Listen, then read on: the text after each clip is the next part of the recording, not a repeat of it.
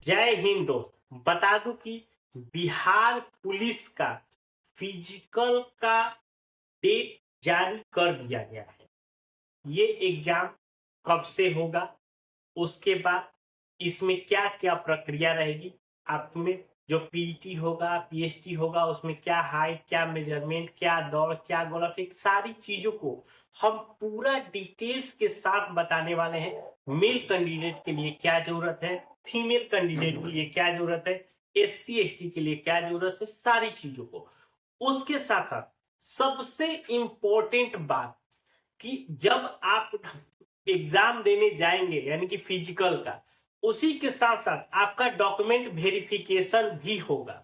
तो उस समय जब आप डॉक्यूमेंट वेरिफिकेशन के लिए जाएंगे तो आपको क्या सारे इंपॉर्टेंट डॉक्यूमेंट अपने साथ ले जाने हैं, इस चीज को हम पूरा डिटेल्स के साथ बताएं। क्योंकि ज्यादातर बच्चे को यही दिक्कत है कि अगर आपके पास पता ही नहीं होगा कि आपको क्या डॉक्यूमेंट ले जाने हैं, तो वहां पे जाके आपको एक छोटी सी गलती आपको पूरी जिंदगी के लिए आपको अफसोस करा सकता है कि काश मैंने ये वीडियो देख लिया होता, मैंने इस चीज को समझ लिया होता कि मुझे क्या ले जाने हैं, कब का बना हुआ ले जाना है, तो मुझे इस तरह की दिक्कत का सामना नहीं करना होता। तो इसलिए जो भी लोग हमारी चैनल पे पहली बार आए हैं वो हमारा चैनल को जरूर सब्सक्राइब कर ले। हम इसी तरह की पूरी वीडियो को पूरा डिटेल्स के साथ बताते हैं। चलिए वीडियो शुरू करते हैं। देखिए, Bihar police physical exam date, पहले मैं बता दूं कि ये जो वैकेंसी है 19,838 पदों के लिए आई। इसका आपका फॉर्म अप्रैल के महीने में भरा है। इसका एग्जाम 16 जुलाई से लेके 30 अगस्त तक आपका एग्जाम हुआ था। ये है। उसके बाद आपका 26 सितंबर 2025 को आया था। ये मैं आपके रिमाइंड के लिए बता दूं, अगर ये कौन सी वाली की बात हो रही है तो आपके लिए ये रिमाइंडर, यही वो वैकेंसी है जिसकी हम बात करते हैं। अब बात करते हैं कि इसका फिजिकल का डेट आपको 15 दिसंबर से आपका ये फिजिकल शुरू होने वाला है। अब इसका एडमिट कार्ड अगर कहें तो ये अप्रॉक्स 10 दिन पहले यानी कि 5 दिसंबर को ये आपका एडमिट कार्ड जो है फिजिकल का ये आपका जारी कर दिया जाएगा। ठीक है, आप लोग इस जाके अपना रोल नंबर डाल के अपना और डेट ऑफ बर्थ या mobile number, date of birth जो भी है डाल के इसको आप निकाल सकते हैं। ये हो गया। अब बात करते हैं कि जब आप वहां पे जाएंगे तो आपको क्या है, सबसे पहले आपको पीएसटी देना है। पीएसटी में क्या होता है, आपका हाइट, चेस्ट और वजन, ये चीजों की माप की जाती है। अब समझते हैं पूरा डिटेल से, समझ लीजिए। जो जनरल ईडब्ल्यूएस और बीसी कैटेगरी के बच्चे हैं उनके लिए हाइट है 165। ठीक है। दूसरा आता है अगर कोई ईबीसी और एससी एसटी है, ये 3 कैटेगरी, तो इनके लिए हाइट रखा है 160, ये सब सेंटीमीटर। ठीक है। लेकिन उसी के साथ अगर कोई फीमेल कैंडिडेट है तो उनके लिए है 55 सेंटीमीटर। ये हो गया तीनों। ठीक है। जनरल ईडब्ल्यूएस बीसी एक साथ, ईबीसी एससी एसटी एक साथ, और पूरी फीमेल, कोई फीमेल में कोई भी कैटेगरी सबके लिए 155 सेंटीमीटर। ये हो। अब बात करते हैं चेस्ट का। चेस्ट में अगर कोई जनरल ईडब्ल्यूएस और बीसी कैटेगरी है तो उसके लिए जो हाई चेस्ट होगा 80 से 85, यानी नॉर्मल 80, फुलाने पर उसका 86 आपका होना चाहिए। दूसरा है ईबीसी एससी और एसटी, इनके लिए 79 से लेकर 84 सेंटीमीटर ये आपका चेस्ट होगा। और फीमेल के कैंडिडेट में चेस्ट की कोई रिक्वायर्ड नहीं होती है। ये हो गया दूसरा चीज। तीसरा आता है वजन यानी वेट। वेट देखिए, मेल के कैंडिडेट में वेट की कोई ये नहीं है। फीमेल में कम से कम मिनिमम की मैं बात कर रहा हूं 48 केजी से अगर कोई नीचे हुआ तो उसको लिए वहां से डिस्क्वालीफाई कर दिया, यानी कि मिनिमम 48 केजी आपका होना ही चाहिए। इसलिए लड़कियां विशेष ध्यान दें, आप अपना बीच बीच में वजन चेक कराते रहे। अगर आपका वजन अभी कम हो रहा है तो आप अपना डाइटिंग वाइटिंग जो भी है आप अच्छे से इसको करिए ताकि आपका वजन 48 से प्लस आपका रहे। ये हो गया पहला क्राइटेरिया कि पीएसटी यानी आपका स्टैंडर्ड टेस्ट हो गया। अब दूसरा चीज आता है फिजिकल एलिजिबिलिटी टेस्ट। अब इसके अंदर आपको 3 चीजें करना है।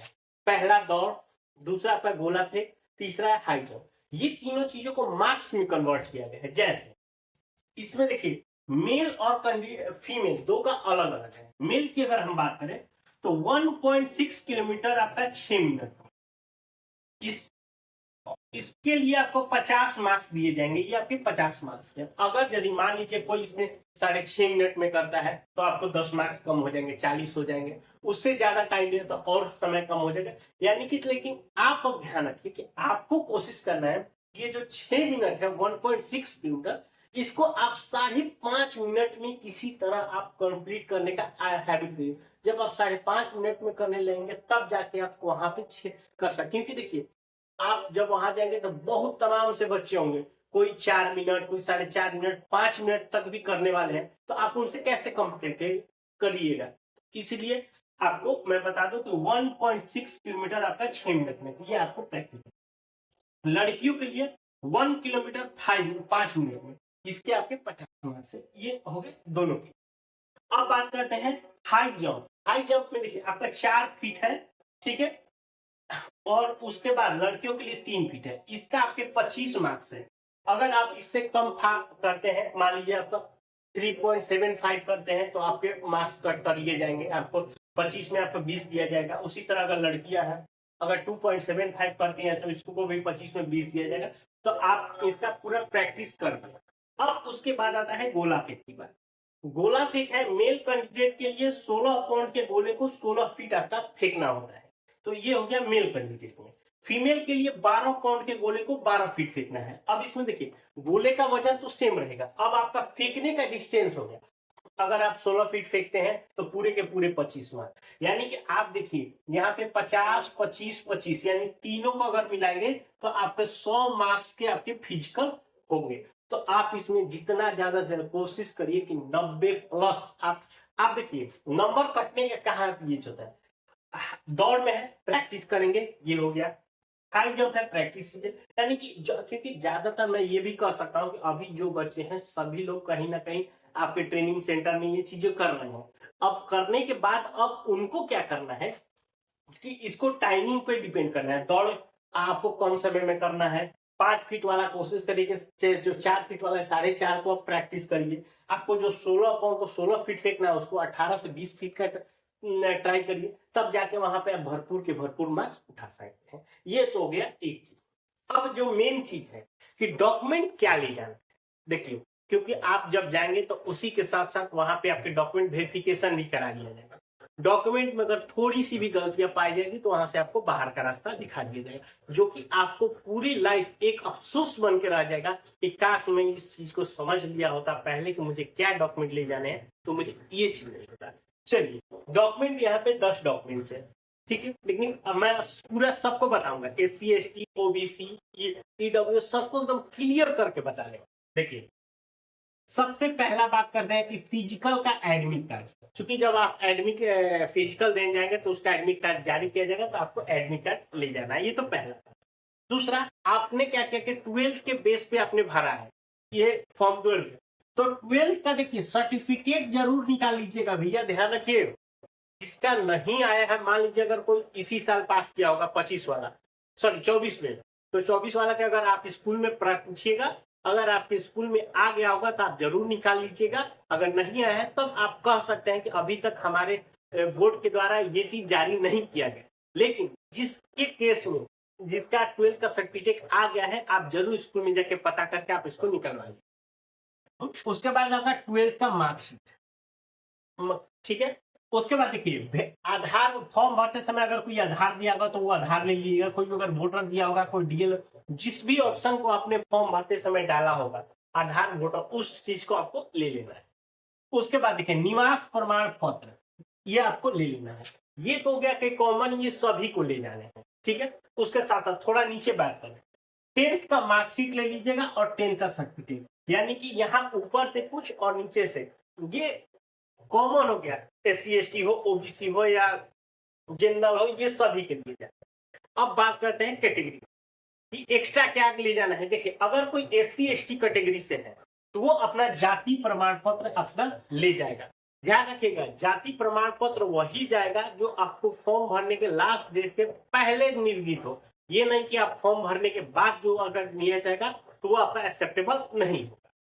दूसरा, अगर कोई बीसी और ईबीसी कैंडिडेट है तो उसके लिए आपको अपना जाति ले जाना है और साथ के साथ एनसीए ले जाना है। ये भी मैं बता दूं कि ये आपका जो फॉर्म भरने के लास्ट डेट से पहले का निर्धारित किया हुआ होना चाहिए। ये चीज, अगर एक चीज और बता, अगर कोई शादीशुदा महिला हो तो उसको ध्यान रखिएगा, एनसीए और जाति आपके मायके से बना होना चाहिए। जो शादीशुदा है वो, इस बात का भी आप ध्यान रखिएगा। नहीं शायद जिसका शादी नहीं हो उसके लिए तो ऑब्वियसली बात है कि उसका पिताजी का घर ही अभी सब कुछ। ईडब्ल्यूएस की बात करें तो वही आपका जो ईडब्ल्यूएस कैटेगरी से आएगा उसके लिए जाति और अपना ईडब्ल्यूएस ये आपको ले जाना। यही आपके 10 डॉक्यूमेंट है। हो सके तो इसका फोटो खींच लीजिए, स्क्रीनशॉट मार लीजिए, ये डॉक्यूमेंट आपको ले जाने। अगर इसके अलावा कोई और जानकारी चाहिए इससे रिलेटेड तो हमें नीचे कमेंट करके पूछ सकते हैं। मिलता है नए वीडियो में, तब तक लीजिए।